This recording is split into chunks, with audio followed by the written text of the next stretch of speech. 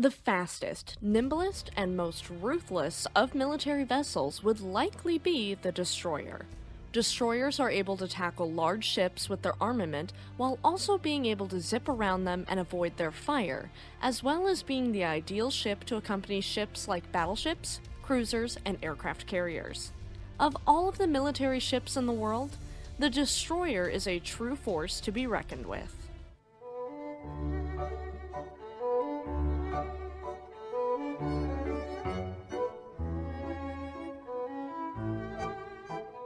Welcome to Fast Facts Friday. My name is Eleanor.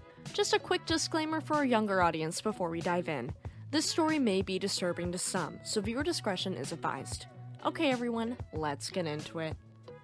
Destroyers were developed in close relation to the invention of the self-propelled torpedo in the 1860s. Cheap, fast boats armed with torpedoes called torpedo boats were built and became big threats for capital ships near enemy coasts. At first, the threat was only for ships at anchor, but with the development of faster and longer-range torpedo boats and torpedoes, the threat extended to ships cruising at sea. As they became larger, they were then designated Torpedo-Boat Destroyers, and by World War I, as they'd gotten much larger, they were then known as destroyers. Once they became baddies at sea and not just dangerous at anchor, they were ideal to take over for the traditional torpedo boat, being loaded to the teeth with anti-torpedo boat guns and torpedo tubes. At this point, even in World War I, destroyers had two purposes: to protect their battle fleet from enemy torpedo attacks, and to make such attacks on enemy fleets. The task of escorting convoys was for a later date. There were multiple important developments in the early designs of destroyers, and the most important of which was the Japanese torpedo boat Kotaka, built in 1885. She was designed to Japanese specifications and ordered from the Isle of Dogs, London Yarrow Shipyard in 1885. Then her parts were transported to Japan and assembled there, launching in 1887. She was the largest built torpedo boat to date at 203 tons, and in her 1889 sea trials, she demonstrated the ability to exceed the role of coastal defense and could accompany larger warships. The Yarrow Shipyards, builder of the parts for Kotaka, quote, considered Japan to have effectively invented the destroyer. Another important stepping stone was the Spanish torpedo gunboat Destructor, built in 1886, and she's considered by some to be the first destroyer ever built. She displaced 348 tons, being the first warship equipped with twin triple expansion engines. She was one of the fastest ships in 1888 and well armed, with a crew of 60. In terms of gunnery, speed, and dimensions, the specialized design to chase torpedo boats and her high seas capabilities, Destructor was an important precursor to the torpedo boat destroyer, which would become the traditional destroyer we know today. All of the earliest British torpedo boat destroyers featured a turtleback or rounded forecastle, as well as sloping sterns and double rudders for easier maneuvering. The first British ships to bear the formal designation of torpedo boat destroyer were the Daring class of 2 ships and the Havoc class of 2 ships of the Royal Navy. By the turn of the century, torpedo boat destroyer designs continued to evolve in several notable ways. Firstly, the introduction of the steam turbine made these ships extremely fast, starting with the destroyer HMS Viper in 1899, the first turbine warship of any kind. By 1910, the turbine was widely adopted by all navies for faster ships.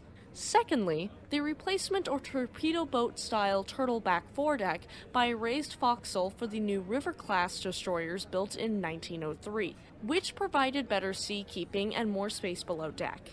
The third change was the shift to fuel oil after experiments in 1904, making coal-powered warships obsolete.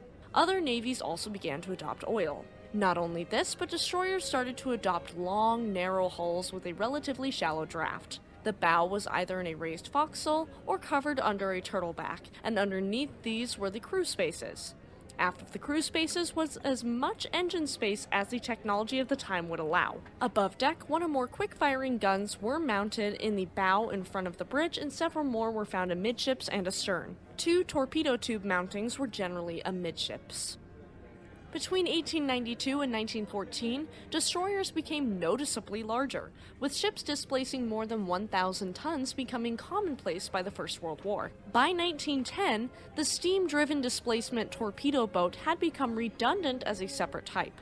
Germany, however, continued to build these boats until the end of World War I, though these were effectively small coastal destroyers. Ultimately, the name torpedo-boat was then attached to a quite different vessel, the very fast hydroplaning, motor-driven motor torpedo boat, and an example of this type of boat would be PT-109, captained by former President John F. Kennedy.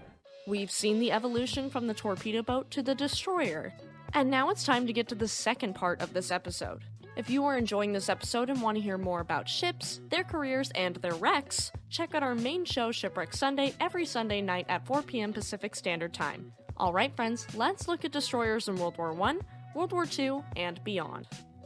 While capital ship engagements in World War I were rare, destroyers engaged almost continually in raiding and patrol actions throughout the Great War. The first shot of the war at sea was fired on August 5, 1914 by HMS Lance, one of the 3rd Destroyer Flotilla, in an engagement with the German auxiliary mine layer SS Königin Louise. Destroyers were involved in the skirmishes that prompted the Battle of Heligoland Bight, and performed multiple roles at the Battle of Gallipoli like troop transports and fire support vessels as well as fleet screening. At the Battle of Jutland, well over 80 British destroyers and 60 German torpedo boats played their roles, including pitched small boat actions between the main fleets and several foolhardy attacks by unsupported destroyers on capital ships. Jutland concluded with a messy night action between the German high seas fleet and part of the British destroyer screen. With the development of the submarine or U-boat in World War I came complications. U-boats could hide from gunfire and remain close underwater to fire torpedoes. Early war destroyers had the speed and armament to intercept submarines before they submerged, either by gunfire or ramming. Destroyers also had a shallow enough draft that they were difficult to hit with torpedoes. However, the need to attack U-boats underwater led to many advancements during the war. Quickly, they were equipped with strengthened bows for ramming and depth charges and hydrophones for identifying submarine targets. The first U-boats sunk by a destroyer were U-19, damaged by HMS Badger on October 29, 1914, and U-18 sunk by HMS Gary the next month. The first depth charge sinking was on December 4, 1916, when UC-19 was sunk by HMS Llewellyn. In January 1917, Germany adopted unrestricted submarine warfare, and so destroyers would be called upon to escort merchant convoys. U.S. Navy destroyers were among the first American units to be dispatched upon the Americans' entry into World War I, and a squadron of Japanese destroyers joined the Allied patrols in the Mediterranean. However, patrol duty was not safe. Of the 67 British destroyers lost in the war, collisions account for 18, while 12 were wrecked. Now we move past World War I.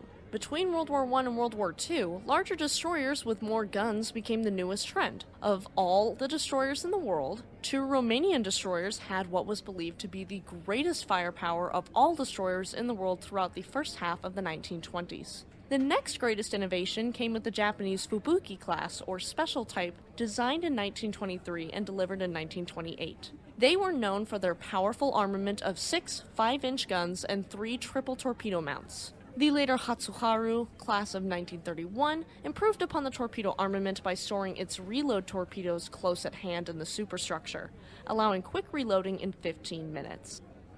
Of course, military ships are always a cockfight, so most other nations replied with similar large ships, like the U.S. Porter class, Man class, and Gridley classes. In the Mediterranean, the Italian Navy's Condottieri class prompted the building of the French destroyers, leading to their competing Chacal class and the Le Fantos class of 1935, capable of reaching 45 knots, which remains the record speed for a steamship and for any destroyer. Of course, Germany got in on it, and they were quite fond of large destroyers. They started to build destroyers again during the 30s as part of Hitler's rearmament program, with the initial Type 1934 destroyers displacing over 3,000 tons, and their armament was equal to that of smaller types. This changed from the Type 1936 onward, adding even more guns. German destroyers were uniquely equipped with innovative high-pressure steam machinery, and though this should have improved their efficiency, more often than not it resulted in mechanical issues. Once it became clear that Germany and Japan were rearming themselves, the British and Americans consciously focused on building more destroyers that were smaller but more numerous than that of other nations. Think of it like death by 1,000 cuts. As the years went on, more torpedo tubes and larger armaments would be included on later models of destroyers. Anti-submarine sensors included sonar, although training in their use was indifferent. Anti-submarine weapons didn't change much from World War I, and head-throwing weapons, a need found during World War I, also had not progressed. During the 1920s and 1930s, destroyers were often deployed to areas of diplomatic tension or humanitarian disaster. You could find British and American destroyers all over Chinese coasts and rivers, even supplying landing parties to protect colonial interests. By World War II, threats had evolved once more as submarines were more effective than World War I, and aircraft had become much more influential. The early war fleet was once again poorly equipped for handling such threats and were fitted with anti-aircraft guns, radar, and forward-launching ASW, or Hedgehog weapons, as well as their pre-existing dual-purpose guns, depth charges, and torpedoes. Increasing the size of destroyers allowed for better internal arrangement of propulsion machinery with compartmentation to better protect destroyers from sinking from one single hit. By this time, destroyers were now large, in charge, and expensive targets in their own right, fit to accomplish multiple roles. As a result of this, casualties on destroyers were among the highest, and in the US Navy, they gained the nickname of tin cans due to their light armor compared to that of battleships and cruisers. To compensate for the need of more anti-submarine ships, smaller and cheaper specialized ships called corvettes and frigates were developed in the Royal Navy, as well as destroyer escorts in the US Navy. A similar program would later come to Japan, like the Matsu-class destroyer. These ships had the size and displacement of the original torpedo-boat destroyers from which destroyers had evolved. Moving on from World War II, conventional destroyers built in the 40s and 50s were built with wartime experience in mind. These vessels were significantly larger than wartime ships and had fully automatic main guns, unit machinery, radar, sonar, and anti-submarine weapons like the Squid mortar, which was a ship-mounted anti-submarine weapon consisting of a 3-barreled mortar which launched depth charges and replaced the Hedgehog system, and was replaced later by the Limbo system. Some World War II vintage ships were modernized for anti-submarine warfare and to extend their service lives in order to avoid having to build expensive brand new ships. The advent of surface-to-air missiles and surface-to-surface missiles like the Exocet in the early 1960s changed naval warfare greatly. Guided missile destroyers were developed to carry these weapons and to protect the fleet from air, surface, and submarine threats. As for 21st century destroyers, they tend to display features such as large slab sides without complicated corners and crevices to keep the radar cross-section small, helicopter flight decks and hangars, and vertical launch systems to carry a large number of missiles at high readiness to fire. Destroyers continue to be an important part of navies all around the world and incredibly efficient, versatile vessels. Without the early torpedo-boat destroyers, we'd not have the incredible destroyers and military ships of today, undergoing years and years of evolution. Though much more sleek and modern looking now, destroyers have always been a classic, hardy warship that both intimidates and inspires. If you liked that story and wanted to hear something similar, check out our World War II Warships playlist in the cards. Stay tuned this Sunday for the story of the American destroyer USS Frank E. Evans, a Sumner-class destroyer that was cut in half in a collision with the aircraft carrier HMAS Melbourne in 1969. Thank you for tuning into Fast Facts Friday. Have a lovely weekend, and we'll see you next time.